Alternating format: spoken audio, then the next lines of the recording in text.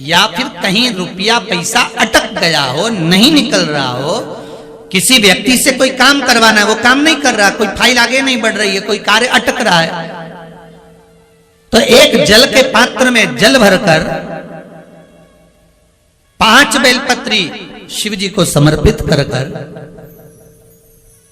कुंदकेश्वर महादेव का नाम लेकर एक सफेद पुष्प बेलपत्री के ऊपर जो शिव जी को चढ़ाई है उस पर समर्पित कर जल जो लेकर गए हो, अपनी उस कामना को कर कि मेरा ये कार्य अटक रहा है, ये कार्य नहीं हो रहा, कुंदकेश्वर महादेव का नाम लेकर धीरे धीरे जल की धार चढ़ाइए। और एक बात हमेशा याद रखना, फिर निवेदन कर रहे हैं, अच्छे से समझ लेना, शंकर जी पर जब जल चढ़ता है, शिव जी का जब अभिषेक होता है, शंकर जी पर जब जल चढ़ाया जाता है, दूध चढ़ाओ, जल चढ़ाओ, कुछ भी चढ़ाओ, पर एक बात का स्मरण अपने जीवन में होना कि इतने ऊपर से मत चढ़ाना कि जल चढ़े और छींटे आपके ऊपर।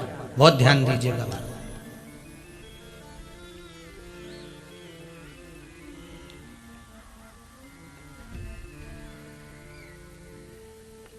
यहां तक वर्णन करा गया है कि शंकर जी का जल चढ़ा हुआ जहां से बहकर जाता है ना, उसको लांगा तक नहीं जाता। यहां लांगते हैं क्या? नहीं ना, परिक्रमा भी करेंगे तो वहीं से लौट कर वापस इधर जाएंगे।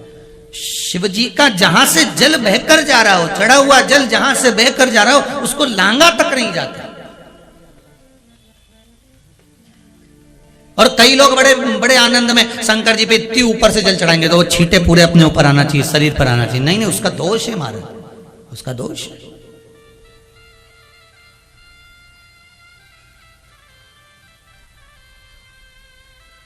शिव जी को अगर आप जल चढ़ा रहे हो, जैसे आप भगवान को अगर जल चढ़ाओ, दूध चढ़ाओ, तो मान लो अगर जैसे एक सरल भाषा में समझ लो और अच्छे से, कि जैसे ये शिवलिंग है शंकर जी का, ये शिवलिंग है, और आप जल चढ़ा रहे हो तो इतनी ऊपर से छोड़ोगे तो पानी का छींटा तो अपने ऊपर आएगा, पर वही जल, वही दूध, वही सामग्री आप शिवलिंग से थोड़ी सी दूरी बनाकर अगर आप समर्पित करेंगे तो बाबा उसको स्वीकार भी करता है और आनंद की अनुभूति भी होती है, कार्य में सिद्धता भी आती है,